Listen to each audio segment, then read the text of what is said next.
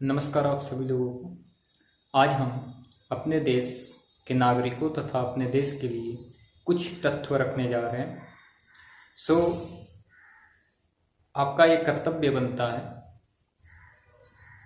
कि इस तथ्य को आप अंत तक सुने, देखें तथा शेयर करें और उचित हो तो आप कमेंट बॉक्स में समर्थन दें अपना। फर्स्ट, जैसे हमारा इस समय कोरोना बहुत चर्चा में चल रहा है, ये मैं केवल कोरोना पर बात नहीं करूँगा, मैं कोरोना पर बात करूँगा, सब्सिडी पे बात करूँगा, स्मार्ट मीटर पे बात करूँगा और भी तमाम चीज़ें पर बातें करूँगा जो कि आपको अपने मस्तिष्क से उचित और अनुचित समझना होगा। वास्तव में मैं सही कह रहा हूँ या आपकी मीडिया सही कह रही है, आपकी गवर्नमेंट सही कह रही है मीडिया के माध्यम से, जो उनकी बिकी हुई मीन्स उनके अंतर्गत मीडिया है, 50 से 60% मीडिया उनके हाथ में कंट्रोल में है।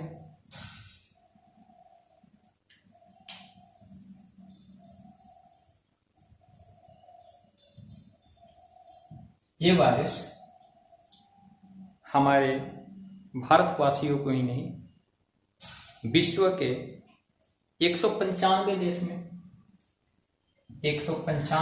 में से केवल 19 देश को हटा दिया जाए,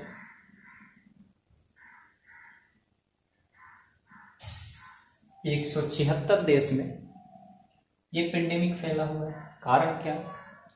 कि इन देशों में जो गवर्नमेंट है वे ऑलरेडी ऐसे देश की शक्ति से मिली हुई है, वर्ल्ड बैंक हो, बिल गेट्स हो, ऐसे 63 लोग से मिली हुई है। मैं फाइनली ये बताना चाहूँगा, हमारे देश में नहीं, हमारे विश्व में 63 लोग ऐसे हैं जिनके पास 50% अर्जित संपत्ति है।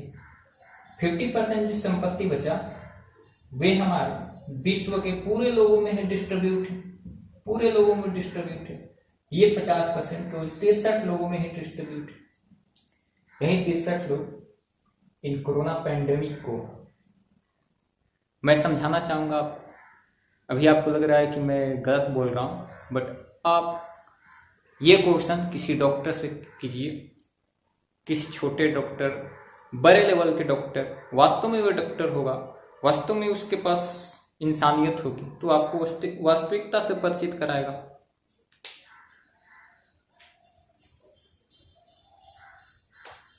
ये जो कोरोना आया कोविड-19 के नाम से, एक बात और, हमारी आवाज़ें यदि स्पष्ट नहीं हो रही है तो आप ईयरफोन या ब्लूटूथ या स्पीकर से कनेक्ट करके वीडियो को देखें, तब आपको रियलाइज होगा और क्लियरिटी होगी कि बात क्या है।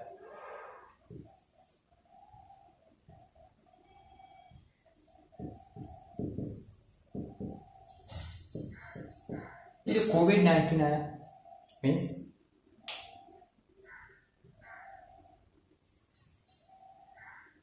कोरोना वायरस टीज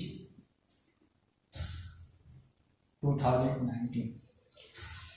अब बात आया कि ठीक है कोरोना वायरस तो है, वायरस क्या होता है? तो virus is link between living and non living. Virus ऐसा एक लिंक है, मीन्स ऐसा एक कड़ी है जो ना हम सजीव बोल सकते हैं ना निर्जीव बोल सकते हैं। वे उसे एक जनरेट होने के लिए वास्ट चाहिए, लिविंग होने के लिए एक वास्ट चाहिए, एक बॉडी चाहिए, एक लिविंग बॉडी चाहिए, एक ऑर्गेनिज्म चाहिए।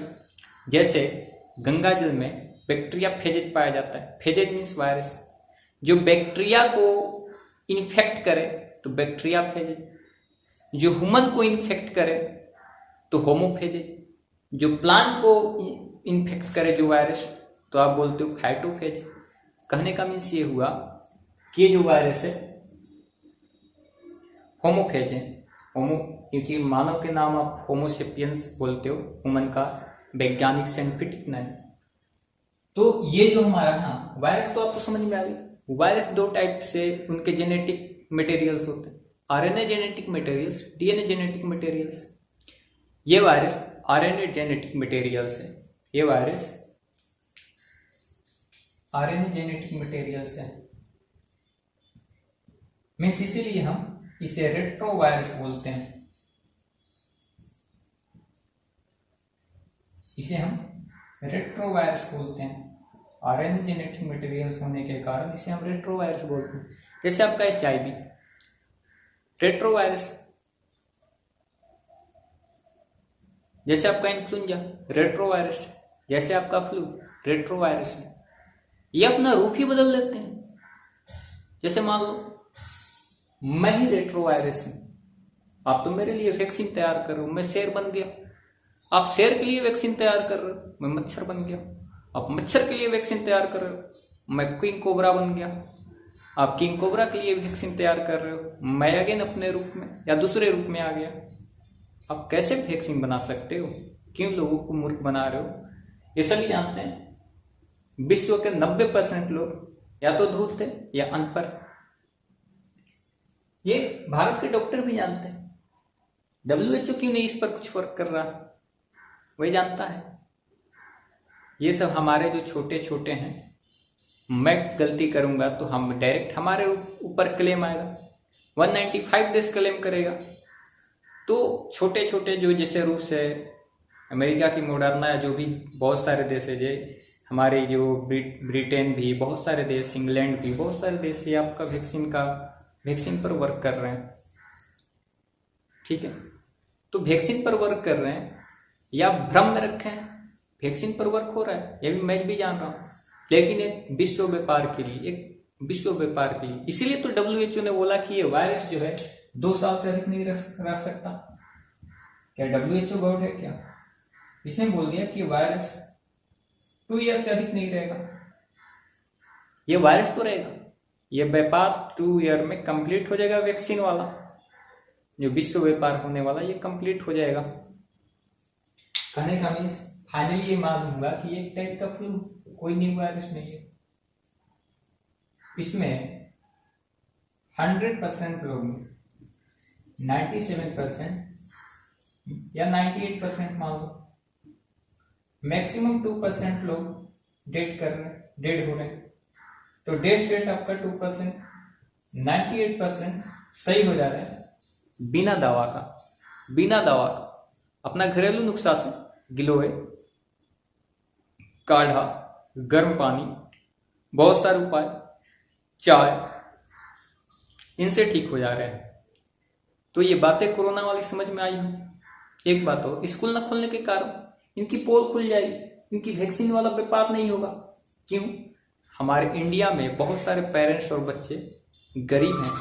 यदि उनको कोरोना होता है, वे तो फ्लू उनके पेरेंट्स समझेंगे, सर्दी जुकाम हुआ तो घरेलू नुस्खा करेंगे, या तो होम्योपैथिक, या तो आयुर्वेद, या तो छोटे डॉक्टर से मैक्सिमम लोग इलाज कराएंगे। तो वहां क्या होगा, छोटे डॉक्टर अनुभवी होते हैं, जांच उच कम लिखते हैं, गरीब को समझते हैं और समझते हैं कि फ्लू को कैसे ठीक करना है, तो वे ठीक कर लेंगे। और ठीक जैसे ही हो जाएंगे बच्चे, तो उनके लिए क्या कोरोना क्या फ्लू, वे तो स्वस्थ हो गए। इसी तरह क्रोनिल आया, जिसे बोला गया ये तो कोरोना वायरस का दावा नहीं, ये तो कोरोना को नहीं किल करता।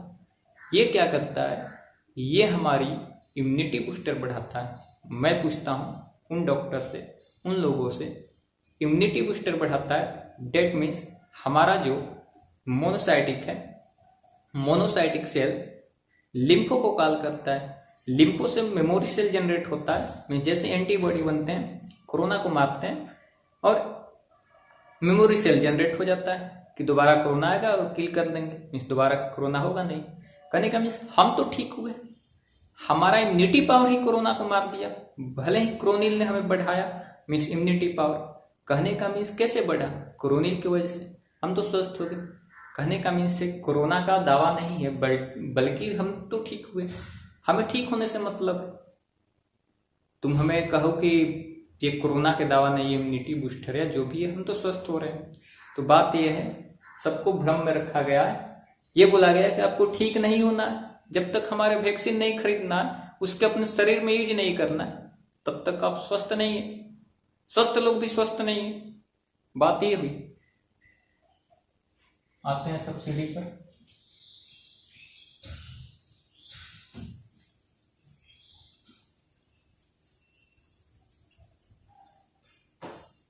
ये जो आपको सब्सिडी जो आप लोग यूज करते हो गैस सिलेंडर, उस पर आपको सब्सिडी दिया जाता है।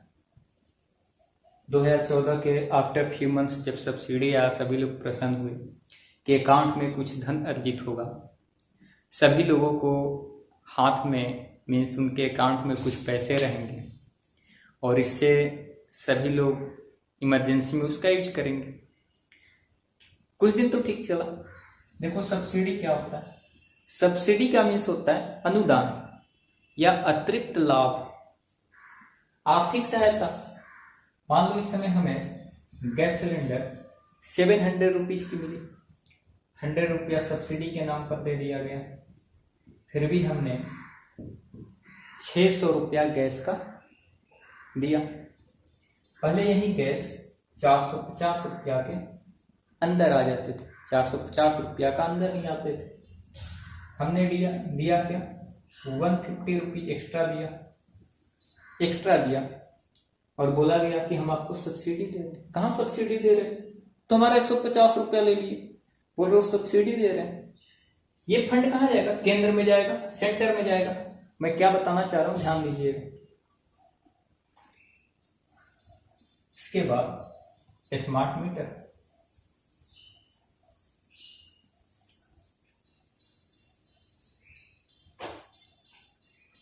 हाल ही में आया स्मार्ट मीटर।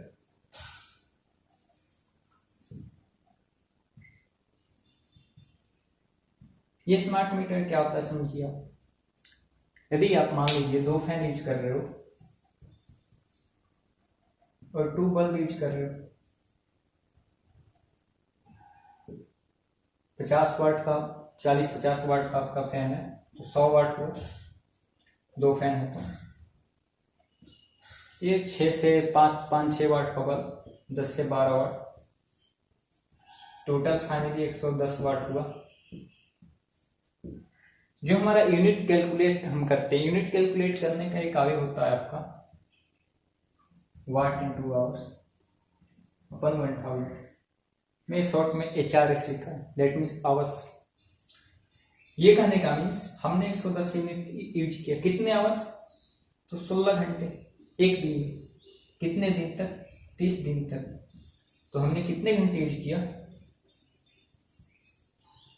480 घंटे। हमने 480 घंटे यूज कर लिया, ठीक है। हमने यहाँ कैलकुलेट किया कि हमने 110 वाट इंटू 480 घंटे यूज किया अपन में 1000।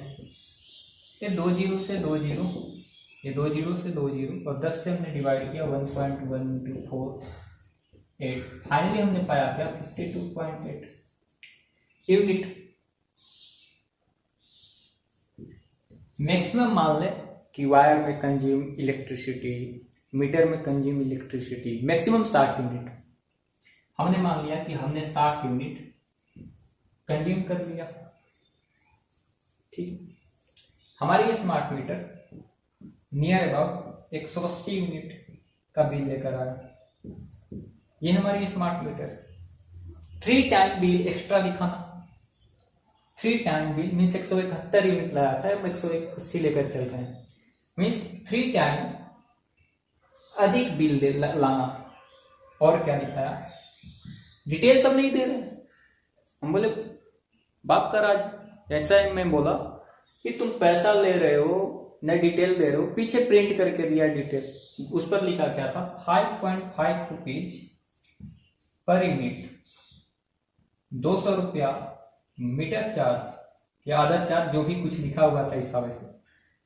ये 200 रुपया अदर और कुछ भी चार्ज था, बट ये 200 रुपया जो मीटर चार्ज या जो भी तुम कोई चार्ज ले रहे हो, किस लिए ले रहे हो? हमारे लिए क्या हर मंथ मीटर आप नहीं दे रहे हो? नहीं। आप फाइनली बोलो कि हम 10 रुपये पर यूनिट आपको बिजली प्रोवाइड कराएंगे, सप्लाई कराएंगे। आपको खरीदना है तो खरीदो। ये जो तुम स्मार्ट मीटर लगा रखे हो, 60 का 180 यूनिट ला रहा है अभी। 60 का मीन्स 3 टाइम एक्स्ट्रा ला रहे हैं। यदि हम 1 यूनिट यूज कर रहे हैं तो उसका 180 यूनिट ला रहा है। मान लेते हैं कि हम 80 यूनिट ही यूज कर रहे हैं, मान लेते हैं, जैसे समरसेबल ही चला या 100 यूनिट ही मान लेते हैं, फिर भी तो 80 यूनिट चोरी कर लिया। ये स्मार्ट मीटर नहीं, इसको मैंने नेम दिया चोर मीटर। यही सब बीजेपी के मीन्स इसका भी पैसा कहाँ गया, इसका भी इससे पैसा आप कैलकुलेट करिएगा, इंटू कीजिएगा इसमें और 200 और ऐड कर लीजिएगा, तो ये हमारा पैसा उसमें से 60 यूनिट का सब्ट्रैक्ट कर लीजिएगा, तो ये भी पैसा हमारा केंद्र में गया, ये भी हमारा पैसा सेंटर में गया। अब यहाँ समझाने का मतलब हमारा ये रहा, मैं समझाना ये चाह रहा हूं, ऐसे बहुत सारे छोटे छोटे आप तथ्यों पर विचार कीजिएगा तो आपको मालूम चलेगा सेंटर में तो बहुत अच्छा खासा पैसा जा रहा है, गवर्नमेंट के फंड में तो अच्छे खासे पैसे जा रहे हैं, फिर भी हमारी गवर्नमेंट के फंड में तो बहुत अच्छा खासा पैसा जा रहा है, फिर भी हमारी गवर्नमेंट ये बोल रही है कि हमारा देश कर्ज में है, इसलिए मैं निजीकरण करने जा रहा हूँ, रेलवे को बेचने जा रहा हूँ, जो कि अभी तक न्यूक्लियर सेक्टर एंड रेलवे का जो खंड है, रेलवे का जो सेक्टर है, ये सब प्राइवेट है ही नहीं, पब्लिक सेक्टर है। इनको ये क्या करना चाह रहे हैं, प्राइवेट बनाना चाह रहे हैं। प्राइवेट बनाकर क्या करेगा, पैसा लेना चाह रहे हैं। ये कर्ज में नहीं बल्कि इसकी कोई चाल ही अलग है जो कि हम लोग नहीं समझ पा रहे हैं। एक बात और,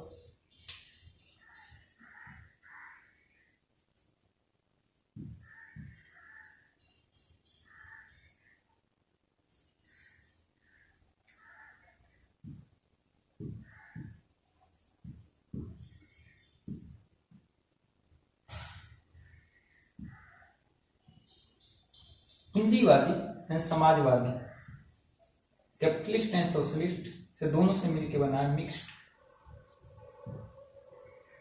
मिक्स्ड इकोनॉमी।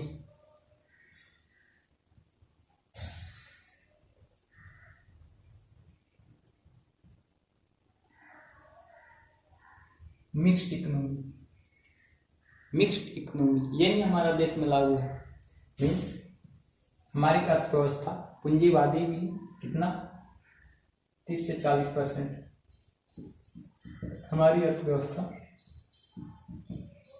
सोशलिस्ट भी है कितना, मीन्स समाजवादी भी 60 से 70%। सोशलिस्ट की मीन्स आप ऐसे कर सकते हो, ये मैं सेक्टर्स लेकर आया हूँ, इसमें पब्लिक सेक्टर वर्क करती, सॉरी प्राइवेट सेक्टर एक पब्लिक सेक्टर होता है, इसमें सरकारी वर्क होते हैं, मीन्स सरकारी, ये सरकार के जिम्मे वर्क रहता है, इसमें वेलफेयर को देखा जाता है, सरकारी रेट तय होते हैं तब आपको मुहैया कराई जाती है सुविधा, सर्विस, वस्तु। इसमें क्या होता है, इसमें केवल डिमांड देखा जाता है, प्राइस देखा जाता है, वेलफेयर आपको देखा ही नहीं जाता। मोदी जी यही बनाना चाह रहे हैं, मोदी जी इसको क्या कर रहे हैं, 60 से 70%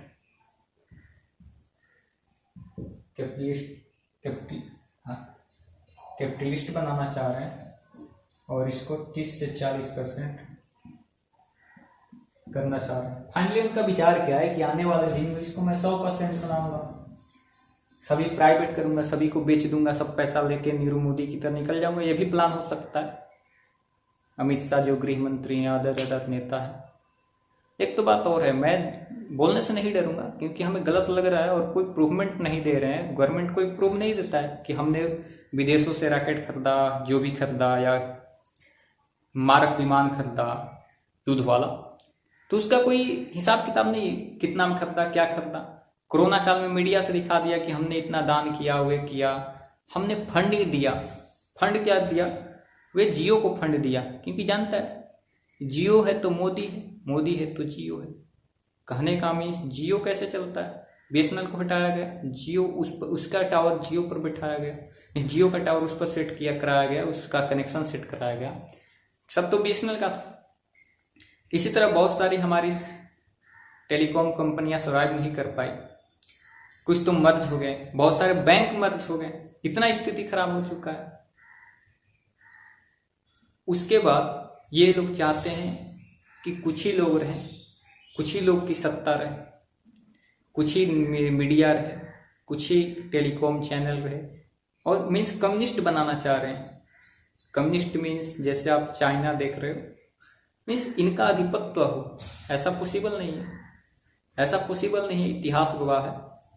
और परिवर्तनशील तो हमारे जीवन का पार्ट है, इसलिए मैं अनुरोध करूंगा कि आप लोग बीजेपी बहुत हो गया, अंधभक्ति बहुत हो गई, आप लोग जागरूक होइए, लोगों को सोशल के बारे में, समाज के बारे में, जो भी हमारा सोसाइटी है उसमें सोशल का ज्ञान दीजिए, समझाइए हर बातों को, अंधभक्त न बने और परिवर्तन लाए, अच्छे सरकार चुने।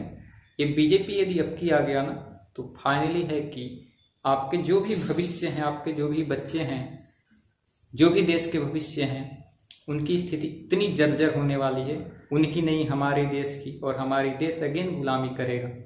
एक बात और, इसने रामदेव से बुलवा रखा था कि हमारी जो मनी की वैल्यू होगी $1 की 35 रुपया होगी, जो कि इस समय 75 के आसपास है। और इसने यह भी बुलवा दिया कि हमारा जो पेट्रोल डीजल होंगे 30 से 35 रुपये, 35 रुपये, 40 रुपये इस तरह मिलेंगे। इस राम राज आएगा, राम राज नहीं रावण राज आ जाएगा, इकोनॉमी जो है कोलैप्स कर जाएगी। उसके बारे में थोड़ा सा डिस्कशन करते हैं और मैं आपको समझाता हूँ।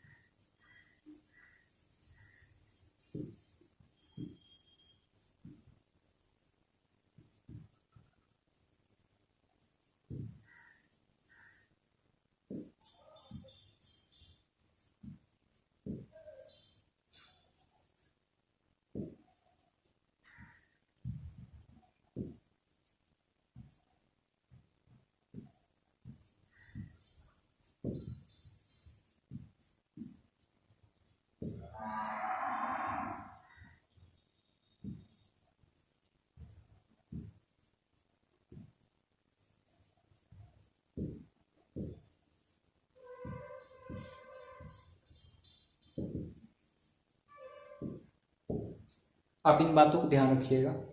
मान लीजिए आपका डॉलर जो है, $1 की कीमत 65 रुपया है और यहाँ $1 की कीमत 65 रुपया है।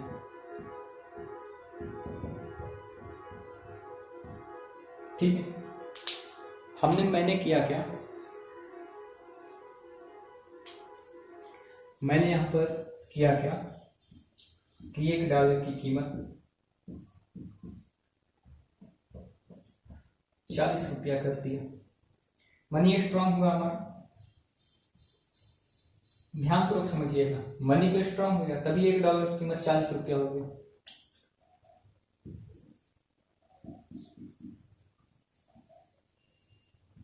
एक्सपोर्ट हमारा डिक्रीज हो।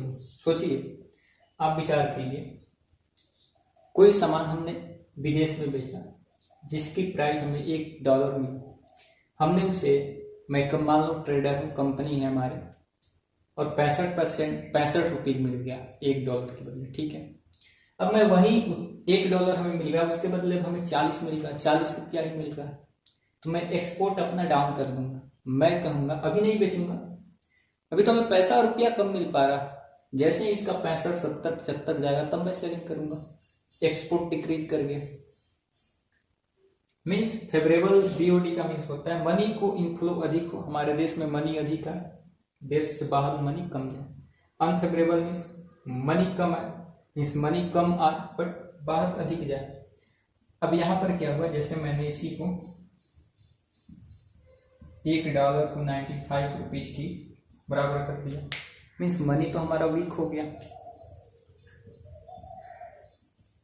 अब यहाँ पर होगा क्या, अब ये वाला जो कंडीशन है मीन्स इंपोर्ट डिक्रीज कर जाएगा। इंपोर्ट डिक्रीज करने का मीन्स ये हुआ कि जो हम आयात करते हैं, मंगाते हैं, वे कम हो जाएगा। क्यों, पहले मैं $1 की कोई वस्तु लेता था तो उसके लिए दूसरे देशों को $1 के बदले 65 रुपया दिया करता, अब मैं 95 रुपया दे रहा हूँ। ये क्या हुआ, सामान महंगा हो गया, मैं अभी नहीं खरीदूंगा, बाद में खरीदूंगा। या मैं, जैसे मान लो आप गेहूं ही खरीदते हो तो आटा या गेहूं महंगा हो गया और आप बहुत ही गरीब हो तो 1-2 रोटी कम ही खाओगे। उसी तरह हम अपना इंपोर्ट कम कर दें, अब कम खरीदारी विदेशों से करेंगे। मीन्स ये दोनों कंडीशन ही सही नहीं है, न अधिक सस्ता करना न अधिक महंगा करना। यदि जैसे बाबा रामदेव बोल दिए कि $1 35-30 रुपया के इक्वल होगा, पेट्रोल सस्ते हो जाएंगे, पेट्रोल जब सस्ते हो जाएंगे तो हमारी एक्सपोर्ट कम हो जाएगी, हम केवल इंपोर्ट करेंगे, कुछ बेच सेल ही नहीं करेंगे, तो हमारी आदान प्रदान जो है, आयात निर्यात है, डिस्टर्ब हो, इकोनॉमिक क्लैश कर जाएगी। इसको नियंत्रण करता है कौन? आरबीआई में जो फॉरेन रिजर्व होते हैं, जो फॉरेन रिजर्व धन होते हैं, गोल्ड या डॉलर जो भी, उससे मेंटेन करता रहता है, ये भी घटता बढ़ता रहता है, जिसे हम फॉरेक्स रेट बोलते हैं। तो कहने का मीन्स रामदेव जो बोल दिए वे तो बाबा बोल दिए कि जो कहा गया उनसे बोल दिए कि पेट्रोल आपको 40 रुपये लीटर, डीजल 35 रुपये लीटर, $1 का 35 होगा। 1947 में भी हमारा देश आज़ादी के बाद 1947 से $1 $1 के इक्वल हुआ करता था। इसी वजह से किसी सरकार के टाइम में हमारा क्या हुआ कि इतना स्थिति खराब हुआ कि आरबीआई के सारा फॉरेन जो स्टोर था, फॉरेन जो रिजर्व था, खाली हो गया। तो एक संस्था ने सहायता किया और एक उपाय बताया कि अपने वैल्यू गिराओ, मनी का वैल्यू गिराओ, इसकी $1 की इक्वल 70-75 रुपया करो, तब देश चल पाएगा। तो ये मोदी क्या मतलब बताना चाह रहे हैं? सबको धोखा में रखा है, बीजेपी सबको धोखा में रखा है, अमित शाह जी हमारे गृह मंत्री जो हैं सबको धोखा में रखे हैं। हो सकता है ये भी विदेश में पैसा रखे हो नेहरू मोदी की तरह, ये भी लोग गायब होने वाले हैं, या देश का राजा बनना चाह रहे हो, चाइना की तरह अपना यहाँ पर ये अधिपत्य जमाना चाह रहे हो जैसे चाइना में। तो ये हर चीज नहीं हो सकता। कहने का मीन्स ये है कि हमारा जो देश है अदर देश से थोड़ा भिन्न है, जितना सहता है सहता है, हम भारत के नागरिक जितना सह रहे हैं सह रहे हैं।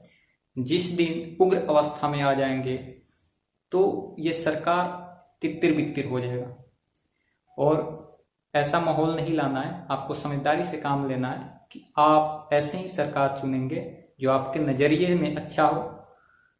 मैं 2-3 टर्म ही लेकर बीजेपी की इतनी कमियां दिखाया। इन्होंने विदेश यात्रा करते हैं, क्या करते हैं, सब पैसा इधर उधर सब इन्वेस्ट कर रहे हैं, कहते हैं मैं झोला वाला हूं, ये वाला। झोला में तुम पैसा भर रहे हो क्या? कैसे हमारा देश माइनस में चला जा रहा है? कहते हो कि मैं सन्यासी हूं, चाय वाला हूं, फिर भी देश गरीब हो रहा है। कहीं ना कहीं फालतू खर्च हो रही है देश में। तो बात यही है, मैं अपने वाक्यांश को यहीं विराम देना चाहूंगा और आप इन बातों को सबको समझाएं, शेयर करें, और हमारी बात तो अच्छा है तो अपने कमेंट में सहमति जताएं। अगर यदि कहीं भी बाय मिस्टेक मैंने गलत बोल रखा है तो उसमें आप अपना सहमति दें।